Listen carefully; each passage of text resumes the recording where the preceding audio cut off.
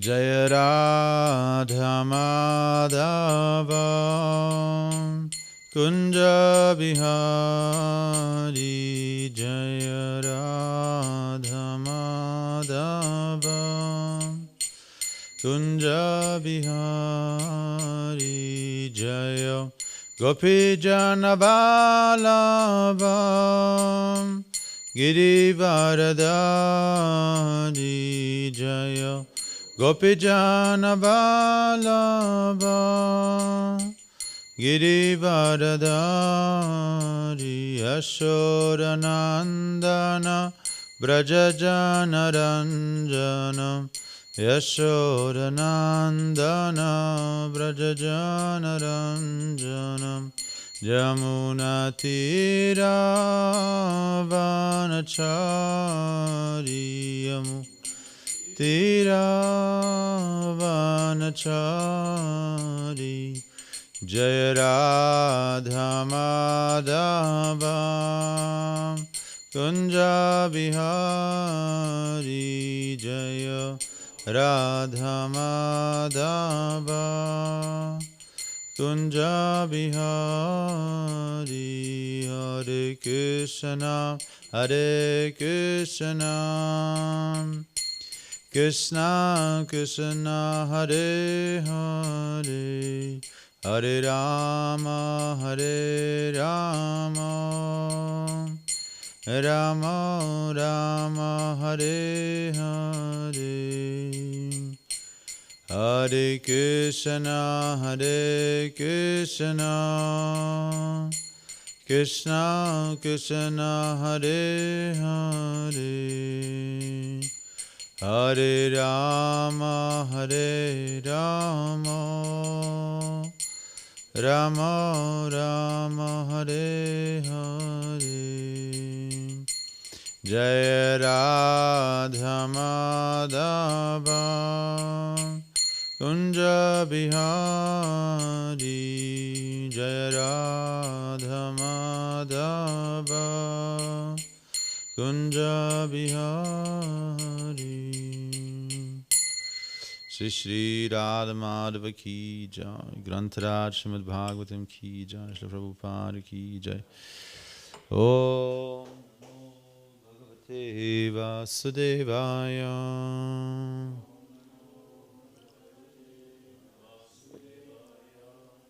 Om Namo Bhagavate Vasudevaya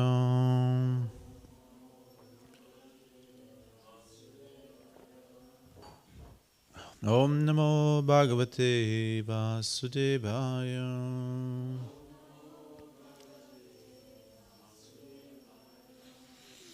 Narayanam Namaskritya Naram Chaiva Narottamam Devim Saraswatim Vyasa Tato Jayamudhirayet.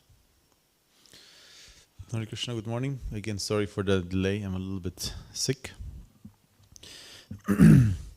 So we're reading today from the Srimad Bhagavatam, Canto 4, Chapter 3, verse 12. Chapter 3, verse 12.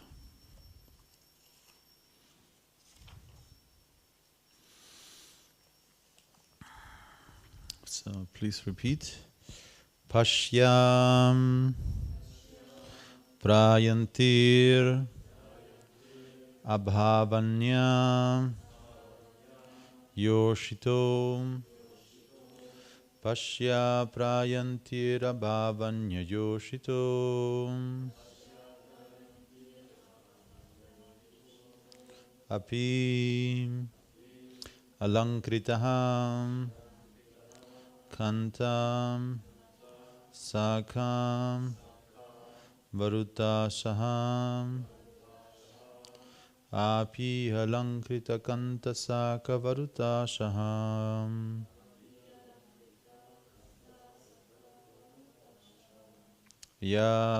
yasang vrajadbihi shiti kantam manditam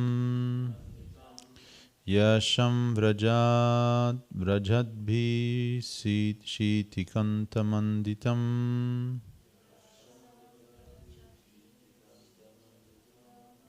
nabho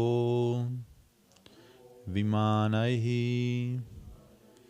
kala Hamsa Pandhubihi Navo Bhimanai Kalahamsa Pandhubihi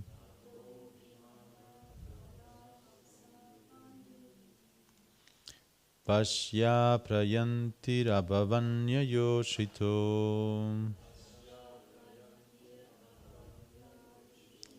Api Halankrita Kanta Shakavarutashaha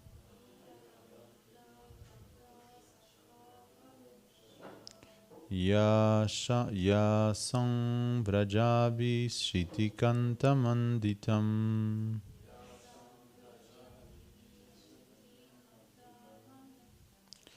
Nabho Vimanai Kalaham Sapandubihi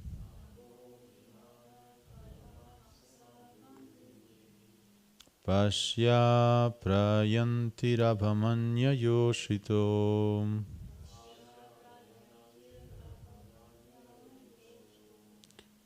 Pashya Prayanti Rabhamanya Yoshito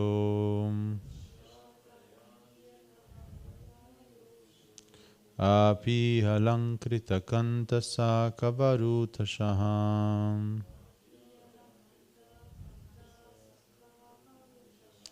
Yasam Vrajadbi Shitikanta Manditam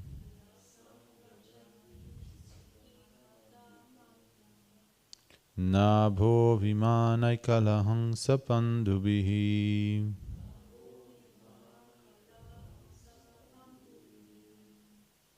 Yeah, so we have to try to be in the same rhythm, otherwise it's difficult. So try to hear, even like some devotees, especially some of you maybe know Mahadyuti Prabhu. You know Mahadyuti Prabhu? Mahadyuti Maharaj now actually. But if you sing the melody slightly different than he actually sang it, he will stop you. So you should be very attentive, hearing. And also, of course, it's easier to sing together if we're all in the same melody. So we'll try one more time, and then you can also try. Pashya prayanti ravamanya yoshito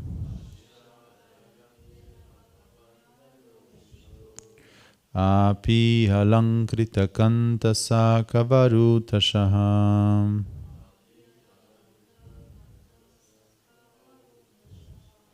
Du bist ein bisschen zu schnell, Herr Rosmarie.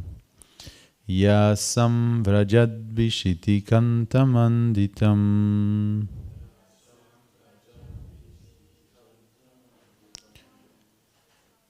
Jetzt warst du zu langsam. Nabho vimanai kalahang sapandhubihi.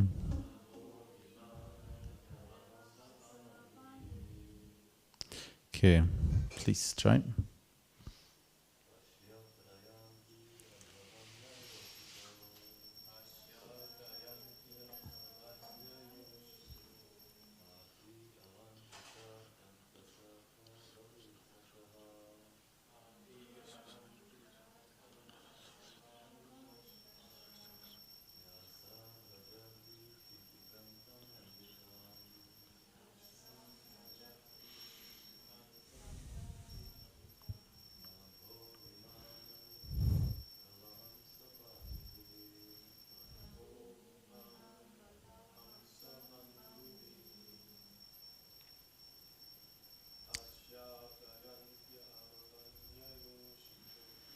Pashya prayanti rabhamyanya yoshito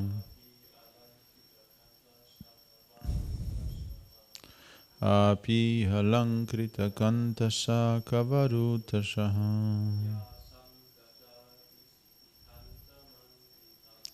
Yasam vrajad vishiti kanta manditam Nabho vimanai kalaham sapandubihi. Ladies.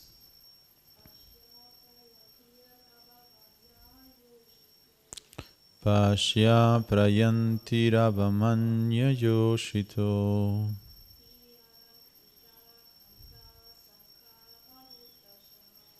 Api halankrita kantasa kavarutashaha.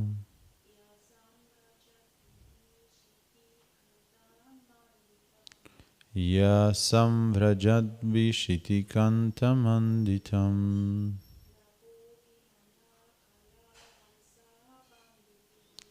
Nabho vimanai kalaham sapandubihi.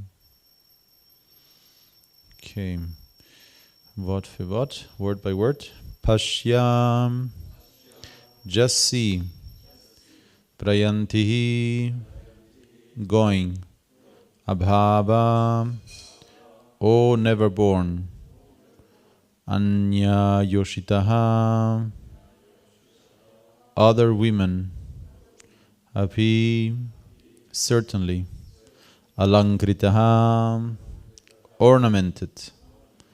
Kantasakaha, with their husbands and friends. Varutashaha, in large numbers. Yasam, of them. Vrajabihi, flying. Shitikanta, O blue-throated one. Manditam, decorated. Nabaha, the sky. Vimanaihi, with airplanes. Kalahangsam, swans. Pandubihi, white. Translation and purport by His Divine Grace A.C. Bhaktivedanta Swami Srila Prabhupada ki jai. O never born, O blue-throated one, not only my relatives, but also other women dressed in nice clothes and decorated with ornaments are going there with their husbands and friends. Just see how their flocks of white airplanes have made the entire sky very beautiful. Purport. Here Lord Shiva is addressed as Abhava, which means one who is never born.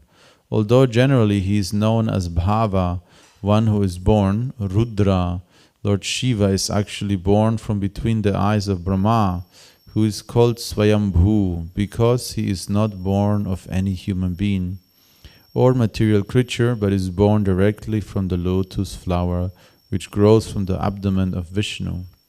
When Lord Shiva is addressed here as Abhava, this may be taken to mean one who has never felt material miseries. Sati wanted to impress upon her husband that even those who were not related to her father were also going, to say nothing of herself, who was intimately related with him. Lord Shiva is addressed here as blue-throated. Lord Shiva drank an ocean of poison and kept it in his throat, not swallowing it or allowing it to go down to his stomach, and thus his throat became blue. Since then he has been known as Nilakanta, or blue-throated. The reason that Lord Shiva drank an ocean of poison was for others' benefit. When the ocean was churned by the demigods and demons, the churning at first produced poison. So because the poisonous ocean might have affected others who were not so advanced, Lord Shiva drank all the ocean water. In other words, he could drink such a great amount of poison for others' benefit. And now, since his wife was personally requesting him to go to her father's house, even if he did not wish to give that permission, he should do so out of his great kindness. Om Agyana Timirandasya Gyananjana Shalakaya Chakshurum Militam Yena Tasmai Shri Gurave Namaha Shri Chaitanya Manobhistam Stapitam Yena Bhutale Svayam Rupa Kadamayam Dadati Svaparantikam Namo Prabhupada Priyarasaya Jagannatha Yatra Nandamurtaye Bhakta Sukaya Krishnot Kirtanena Nrisinghena Rakshataya Namaha Namam Vishnupadaya Krishna Prestaya Bhutale Srimate Bhakti Vedanta Swaminiti Namine Namaste Saraswati Devi Gauravani Pracharine Nirvishesha Shunyvari Paschatya Deshatarine Jaya Shri Krishna Chaitanya Prabhu Nityananda Shri Advaita Gadadhar Shivasari Gaura Bhaktivinoda Hare Krishna Krishna Krishna Hare Hare Hare Rama Rama Rama Hare Hare. Again the verse. So maybe you notice something shortly in the verse. The first word of the second line, it's an apostrophe, like a high-sitting comma, and then P. So, but if you look at the word-by-word translation, it says api. So this apostrophe is there because usually in Sanskrit, when you recite Sanskrit, you merge as much as possible any double vowels, so to say. So when we read it line by line, we emphasize the api because there was no vowel before. But if I read it now together, then it will be pronounced. The O of Yoshito becomes part of api. Pashya prayantira bhavanya yushotyapi alankrita kantasa kavaruta shaha ya samvrajadbhi shitikantamanditam nabho vimanaikala sapandubhihi. O never born, O blue-throated one, not only my relatives, but also other women dressed in nice clothes and decorated with ornaments are going there with their husbands and friends. Just see how their flocks of white airplanes have made the entire sky very beautiful. Hare Krishna. So who's speaking here? Sati Devi is speaking here, and she's speaking to her husband. Who? Lord Shiva. So there's a very beautiful painting. Maybe you know this painting. It's probably inside here also. This very famous painting. Okay, this is the old version still. This is Lord Shiva talking to Parvati.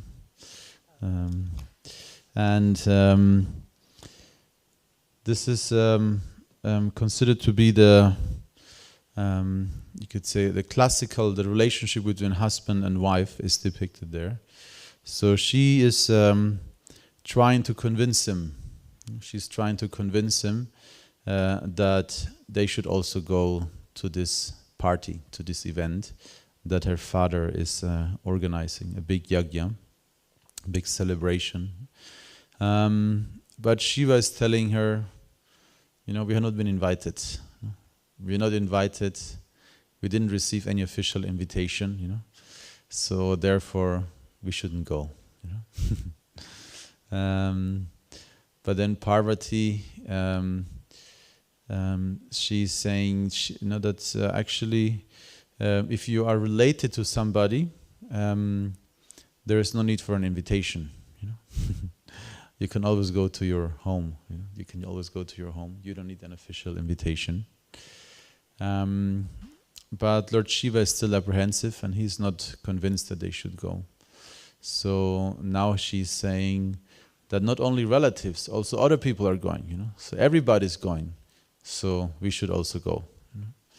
And also in this conversation, Prabhupada is always commenting how, generally speaking, not always, but generally speaking, ladies have a strong desire to be in a, to have a social environment, to have a social community, they belong to, and they. So social events are very important for ladies. A man, not always, but generally, might have the tendency much more to be seclusive. That, for example, you can see how men and women react when they have a problem. So usually, when a man has a problem, they just, hide in a cave, and they're just by themselves, and they're completely, that's very healing for them. They're just alone, and that helps them. But when ladies have a problem, they have to go to somebody and talk about it. Their best friend or their mother, somebody. So it's different. The need for a man, to be, when a man has a big problem, they just need to be by themselves and just be alone.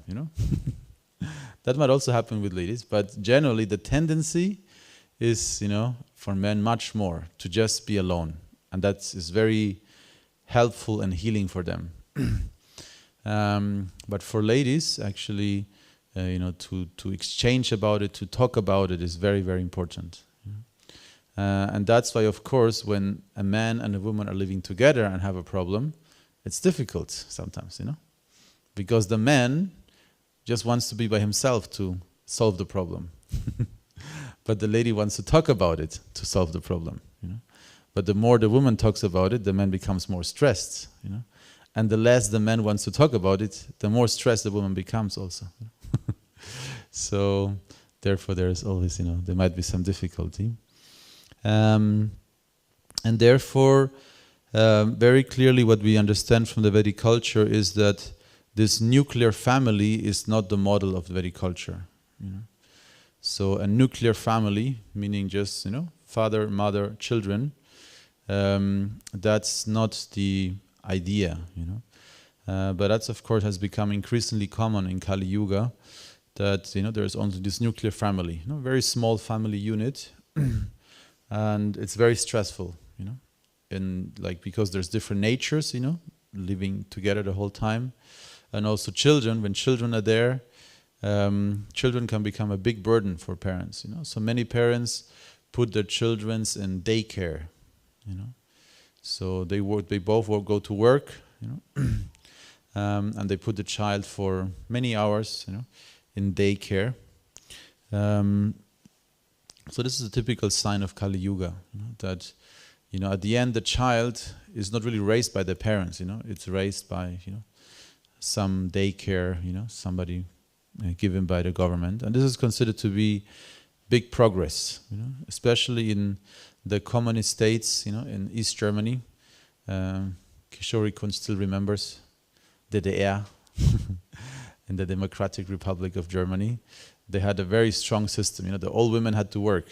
Very soon after birth, the women had to work again. And the children were given into a daycare facility. And nowadays, the big politicians are talking about it a lot. We need to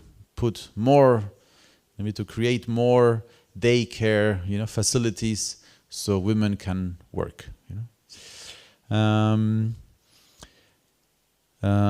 Yes. So the idea that we hear from Prabhupada's books, you could say, revolves around the saying also that we have heard maybe already, that it takes a village to raise a child. So the more we have a community, at least an extended family. So an extended family means 2 to 3 generations, living in one home. That is very helpful. Maybe even some uncles and relatives. And this way, the child is never just the burden of the parents. And I remember when I was in Gurukul in Peru, a few times, some other senior member of the community, was making sure I was, corrected for my bad behavior, And my parents, might have not seen it, because, the parents cannot see everything the child is doing. But if there's a community, everybody will see, everybody has eyes for the children. And here we have a nice system that, usually one parent, is taking care of, the group of children, so the other parents, can do some other sevas or other activities. And this is very, very helpful, So if, the children understand that they have parents, but all the other parents are also, their authorities, and at the same time they're also caretakers. And therefore also generally men can much more easily take sannyas. So taking sannyas or living as a brahmachari is actually an ideal position for a man. It's very simple, without any, without much entanglement, without many possessions. This is actually an ideal position for a man. You could say average man can actually be quite happy and accommodate with very few things. Very simple. While the nature of the female nature in the Vedic Sanskrit language is called stri.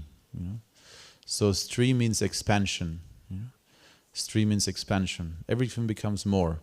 Children, of course, but also the things that you need. The different clothes for different situations. A brahmachari has 3 sets of clothes. 3 sets. One he's wearing, one he's keeping, and one he's washing. Very simple. So for a lady, such a situation usually is not so pleasing. She would like to have some summer dresses and winter dresses, and all kinds of different things. There's one Gurukuli lady. She's very famous. She has the biggest sari collection in America. She even was in the news, for having the biggest sari collection in America. So like that, the nature of ladies is to expand, to create a home. A man can live in an ashram, and just maybe sleep on the floor, share an accommodation. And Chanakya Pandit, sometimes he's considered to be a little bit of a, misogynist, in modern language, because he was very, made some very quite not politically correct statements according to modern standards, And one of his famous sayings is, he said, 100 beards can be in one room, no problem, but not 4 breasts. So it's a very heavy statement, but there is truth to it. There is truth to it. But of course, in Kali Yuga, everything changes a lot also, and men, especially nowadays, become very obvious that men are becoming very feminine in many ways. It's encouraged, in different ways. To men also now there's men makeup, and men, also have to go to hairstylists, etc., etc. Because actually it's of course big business also. It's big business. If you live very simple, if once I remember when I was a brahmachari, somebody told me, if everybody would become a brahmachari like you, it's very bad for the economy. You're not using anything, you're consuming very little. But of course, from the point of view of general understanding, actually somebody who lives very simply also has a very low, what do you call it, carbon footprint. It's a big topic nowadays. What is the carbon footprint? A big discussion now, because the Americans are accusing China and India. China and India, they are the biggest polluters. They are the biggest polluters. They are polluting so much. Look at them. There are so many people. They're polluting everything. And then India responds, yes, maybe, but factually, per capita, per head, per person, even now, Americans, footprint, I think, I forgot exactly the numbers, but it was like 120 or something, and the Indian footprint and carbon footprint was, I think, maybe 10 or 12, something like that. So no comparison, And what to speak historically, So Indians are still a big part of the population in India is vegetarian. That makes a big difference, because consuming huge amounts of meat, is very bad for the environment. It consumes a lot of land, food, water, and in general, India is many people still live very simply there. Yes, so to have a man can actually live a life where the footprint is very low, actually, very low. While the female nature, it's usually not, a female consciousness will not be pleased or happy, with austerity. Usually, for a man to perform austerity feels like an accomplishment. You feel you accomplished something, you have reached, you have achieved something. But if a lady is performing austerity, she will not be happy usually. So some austerity is there, but the austerity of them, the female austerity is different. The female austerity usually is much more personal sacrifice for other people. So a mother naturally will sacrifice anything and everything for her children. So it's different, and you could say more personal. If she's doing it for somebody else, she will be very happy. She can please somebody else through her sacrifice. But men might sacrifice just their lifestyle altogether. Live very simply. It's a little bit more impersonal, maybe as well. So yeah, this is the situation now. Shiva, of course, is the greatest ascetic. And he's completely detached of everything. He's a yogi. He's living, very, very simply. He's wearing, a skin of a deer, and he's smeared in ashes. He has dreadlocks, like yogis.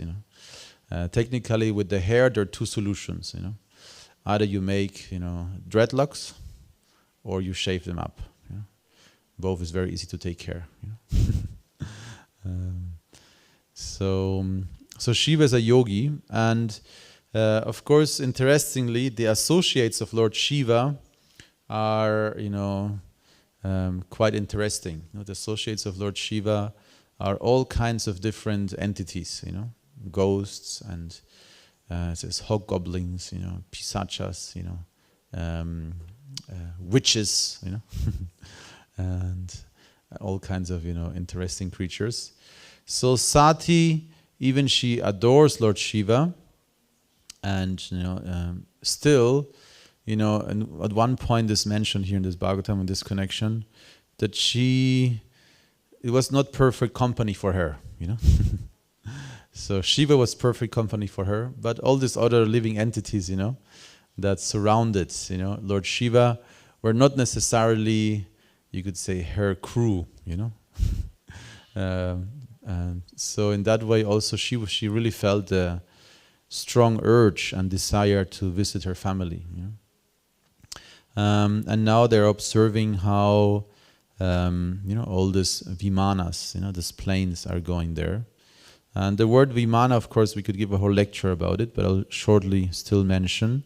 Vimana is an ancient Sanskrit word which means airplane. And even in modern Indian languages, be it Hindi or Gujarati or Bengali or almost any modern Indian language, the word for airplane is vimana. So when you go on an Indian airplane, they will say vimana swagatam hu, welcome to the plane. So because airplanes are a big topic in the Vedic culture. And this is very interesting, and many people have, made all kinds of different research into it. But it becomes very apparent that the Vedic tradition had knowledge about airplanes. And the airplanes mentioned here, it says, where is the word? Vimana Kalahamsa. Kalahamsa, white swan airplanes. So this, of course, sounds a little bit like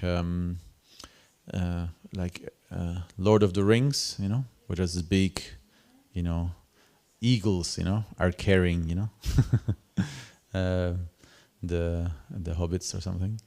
And this is described in I think a little bit later, no, actually in the last canto, maybe you remember, there's one purport where there's a description of Vaikuntha, and Vaikuntha is described as having airports, with airplanes.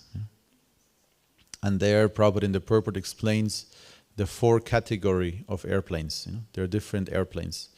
So there's the Vaikuntha Vimanas, which are the airplanes that are from the spiritual world, Vaikuntha Vimanas. Then there are Kapota Vimanas, Kapota Vimanas, and the last one I forgot. But the point is that the categorization is very clear. There's like animals that are trained. There are animals there are planes that resemble animals but are mechanical. And there are Manasa Vimana, airplanes that are controlled by the mind, not mechanical.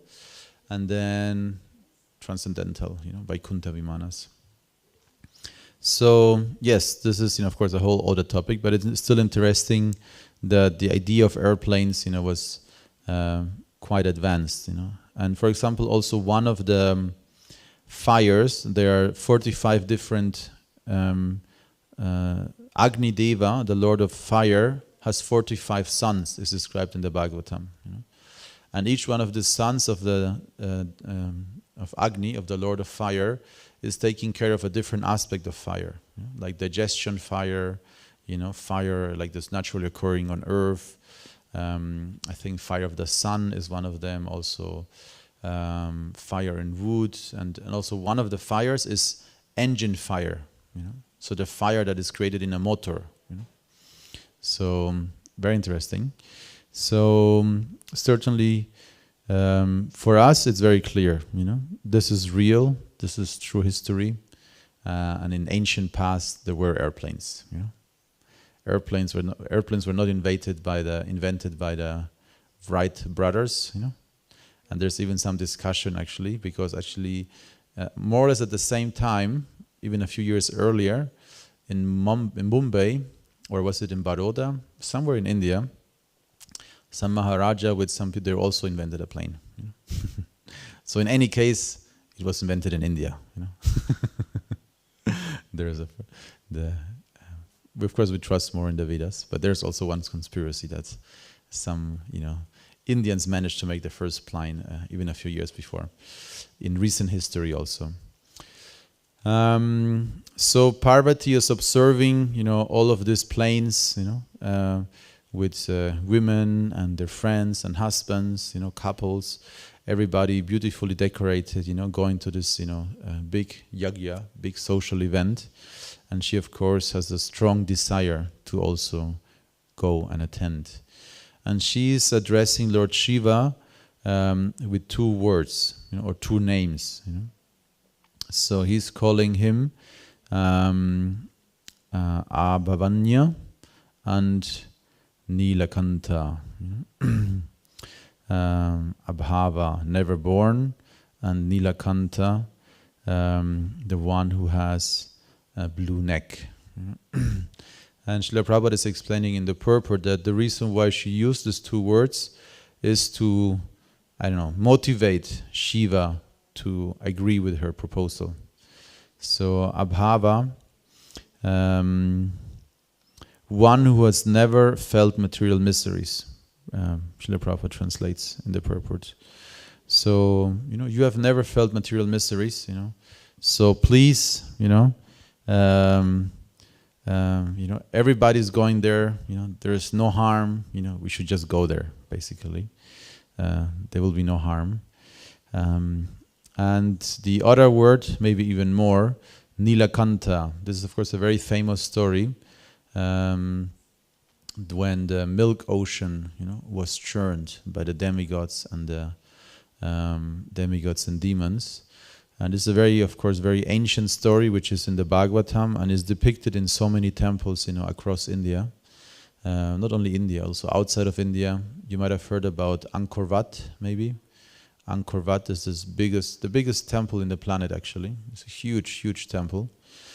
And many other places in Thailand. For example, in Thailand, in the airport, in the Suvarna Bhumi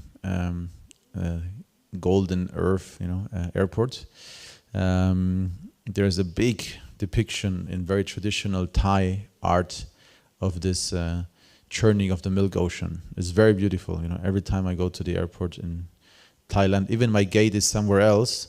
I used to walk, a detour to take darshan, because it's very beautiful. It's like probably maybe 50 meters long. So there's like the demigods and the demons on each side, and there's the Vasuki serpent, surrounding the Mandara mountain. And then on top of the mountain is Vishnu, in traditional Thai style, depicted. Very, very beautiful. So, and this is now even in the new parliament that was inaugurated in India just a few days ago.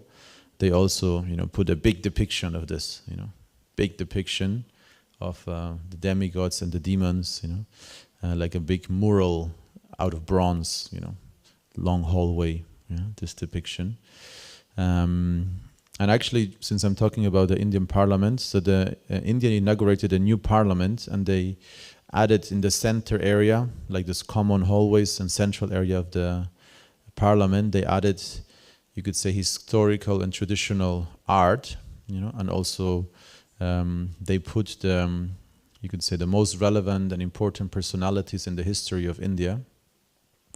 And in one very nice, round mural, they put all the most famous gurus and saints, from India. And this is very unique because until very recently, India was a very secular country. Was trying to separate religion and government. But the new government in India is, you could say, more appreciative, of its own culture, of Vedic tradition also. So in this picture, there's on the top, there's Ramanujacharya and some other acharyas also, and Chaitanya Mahaprabhu is in the Indian parliament, And the picture they used is the picture which is in our books from ISKCON, ISKCON picture of Chaitanya Mahaprabhu, very beautiful. So the story of the churning of the milk ocean is, very, very ancient, and this described in the Srimad Bhagavatam, but also in many other Puranas, you will find the description of the churning of the milk ocean. And of course, out of the churning of the milk ocean, many different items were created. Amongst them, the halahala.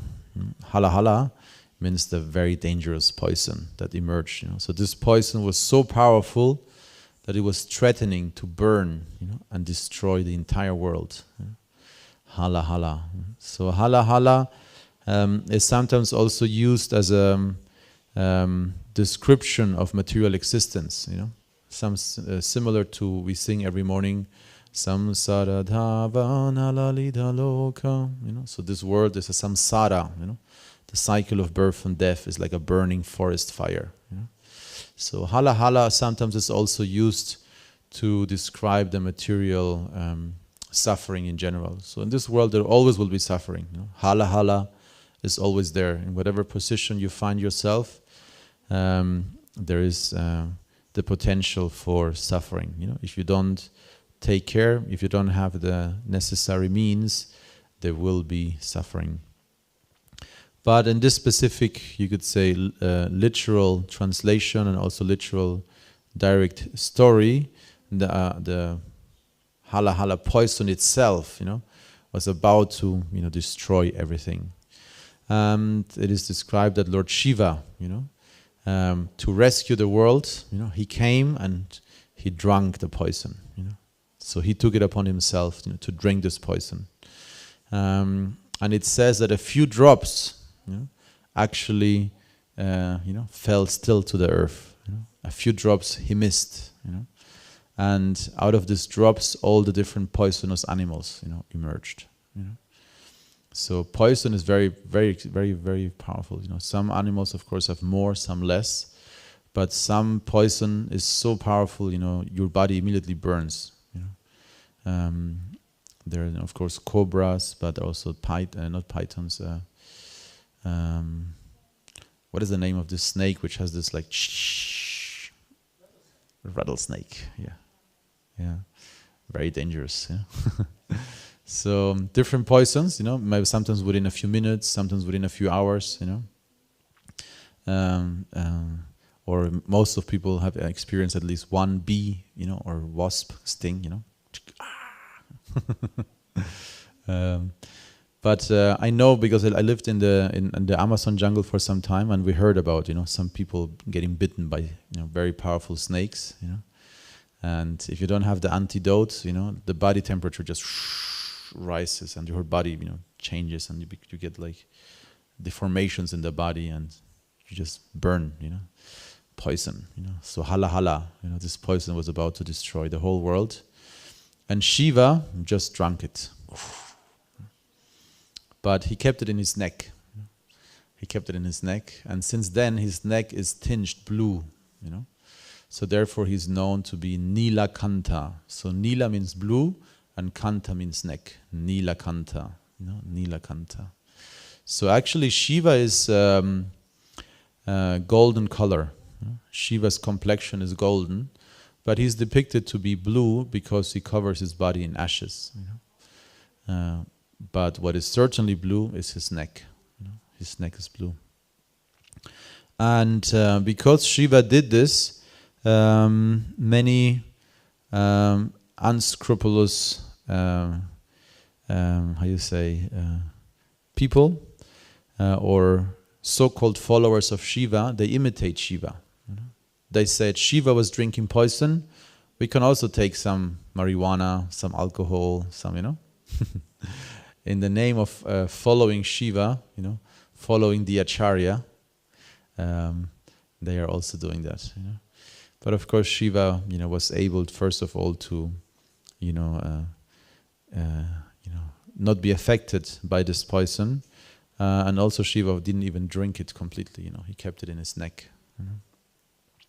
But many followers of Shiva, they smoke ganja. In India, if you've been to India or met some Babas somewhere, they have these big chillums, and they say Bom Bholenath, they offer Mahaprasadam, Shiva Prasadam, and then they smoke, But this is not real Shiva Prasadam, This is not Prasadam, This is a misconception,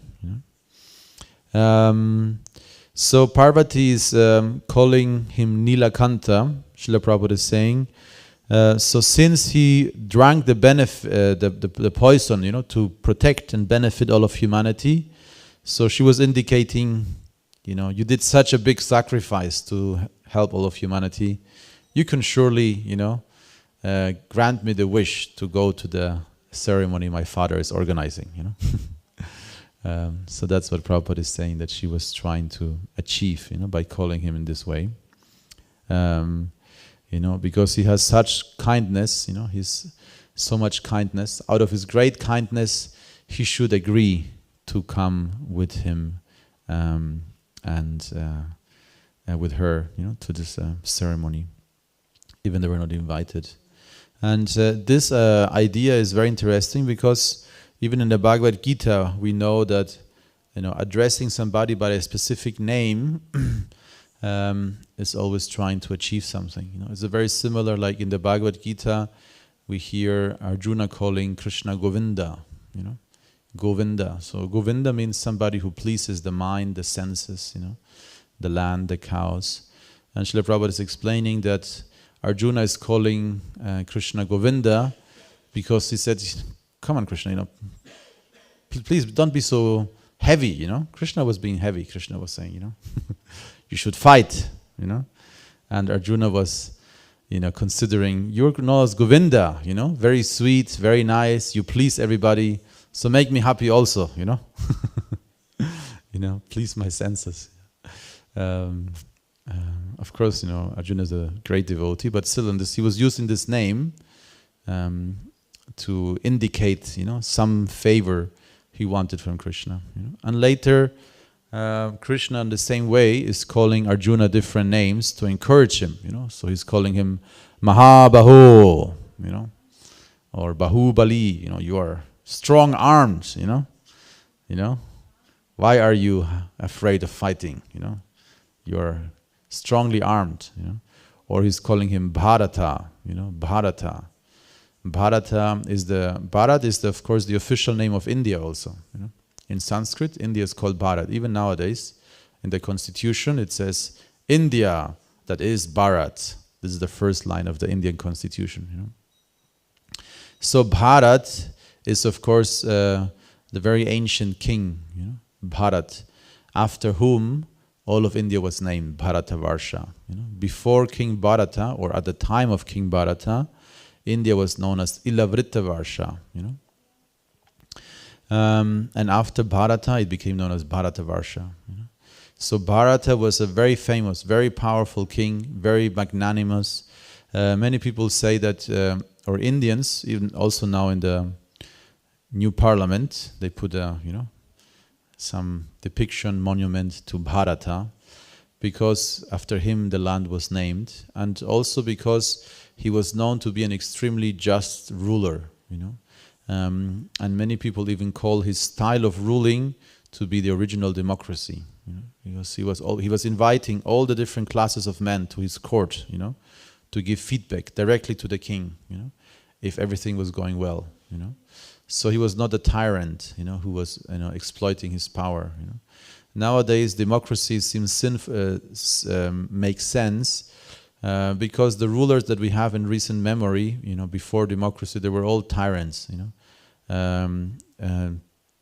or completely incapable, like the last German emperor, Kaiser Wilhelm, or in Austria, Kaiser Franz, Josef, der Josef und der Franz und der Wilhelm, die letzten Kaiser, die wir hier, which we had here in Germany, they were very weak people, They were very weak, Even within their family, they were not really respected. They were very weak, very fearful, very, they only had this. They only were, respected because they had the position, Some of them were like, often like half, limbed, They couldn't walk properly, Very often they were bastards, That means they were, born somehow from some, strange, sexual alliances. So this kind of kings, of course, not very good, So no wonder people decided, to get rid of kings and find a different style of government. But we of course know that democracy is not the solution. It's very obvious. All kind of very unqualified people also end up in the government. Especially the current German government. Many people are very unhappy. They don't think it's the very very unqualified people. People wondering how this person ended up having such a huge amounts of responsibility. Like the foreign secretary of Germany. And she can't like make 3 sentences which are coherent or make sense. One after the other. And she misspells the words. And all kinds of things like that. So it's not a guarantee that you will have good quality. In the contrary, even like in recent history, in the royal families, even of course there was a lot of decay. It's Kali Yuga after all, but usually in royal families, they were trained. From the very beginning. If there was an heir, they were trained. And they were trained from childhood. To understand their position, but also their responsibility, their duties. And Raja Dharma, the duty of a king, is considered to be the most difficult dharma, actually, because you are always on a spot, you're always responsible, you're always accountable, for everything that goes wrong, ultimately. Of course, if you're a tyrant, you can just, have your army, and your people around you, and with power you rule. But still, you won't be really happy, A king is usually happy if he's popular, and is not popular by force, or respected by force, So traditionally, it was very, like, even in the West, not too long ago, it was very clear that those who were born in royal families, they had a very rigid upbringing, actually, very rigid upbringing. That means very disciplined, From very early age, they learned a lot of discipline, and if it was done properly, and if the character, of course, of the recipient of this training was right, sometimes they were really good kings also, very, like, they knew what they were doing. They were, capable, and they were also selfless, And certainly King Bharat, was such a king, He was extremely capable and selfless, and he invited, like I said before, it's described very nicely in the Mahabharata in quite detail, how King Bharata ruled his people, and he was loved by all his people. He was very fair, and he invited, all the different sections of the society to be part of the decisions. He didn't just take the decisions by himself. Traditionally, of course, in a traditional Vedic court, the king was always accompanied by his guru. This was also very interesting.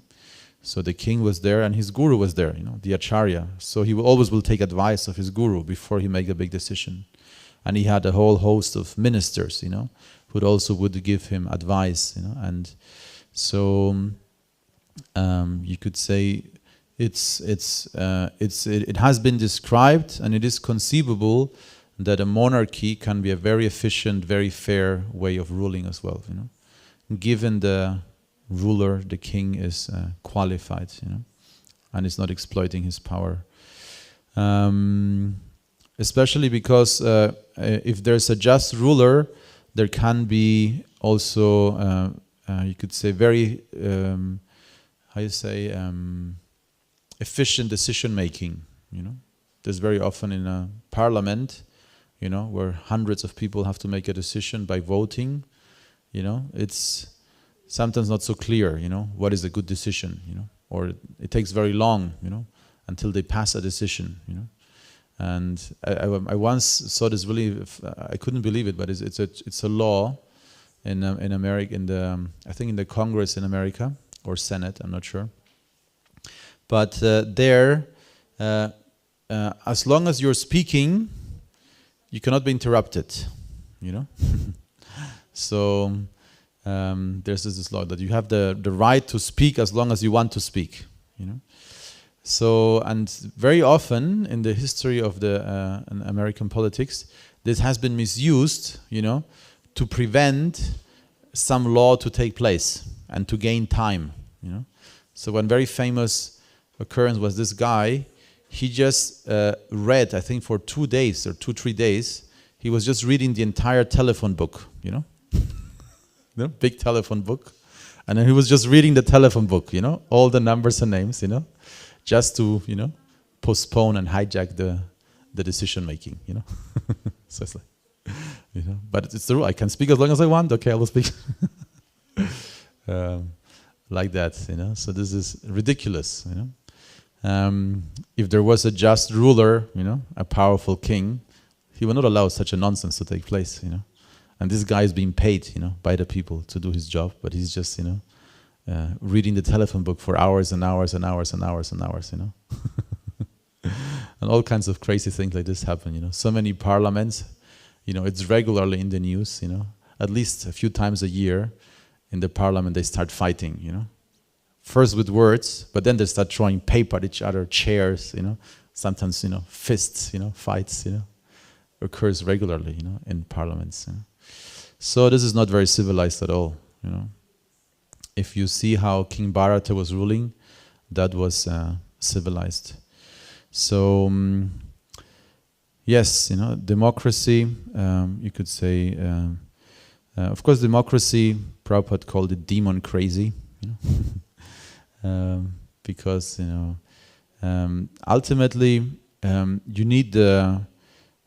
Even King Bharata was taking all the, you could say, information and was feeling how the people are. Ultimately, he was making the decision. He was taking the decision. Ultimately, somebody in authority needs to make the decision. Ultimate democracy is only possible among qualified equals. This we also hear. For example, among brahmanas and rishis, they were all equal, and they would make decisions in consensus. Talk to each other, agree, and then But if it's not equals among equals, and if people are not qualified, they usually will vote based on emotion, based on preconceptions. So I remember when we were in school, they were teaching us, about the voting system, the political system in Germany, and how we should vote, and the theory is that every single voter, before the elections, will read all the manifesto of each political party, So you go there and it's like, you have to read like 5, 6, 7, 8 books, what they want to do, But of course, fraction, I don't even know what the exact data is, but I don't know, I'm just speculating, but probably much less than 10%, do that, Most people don't read the books. Most people don't read the manifesto of the political parties, They just hear some political speeches, and most people already have decided before also, I am left, I am right, I am more nationalist, I'm more socialist, and according to that, you just vote, So this is, of course, a flawed system. Okay, it's already past 9, so I should stop. Hare Krishna. Grantaraj Srimad Bhagavatam ki jai, Srila Prabhupada ki jai, Simhachalam Dham ki jai, Gaura Bhaktavinda ki jai.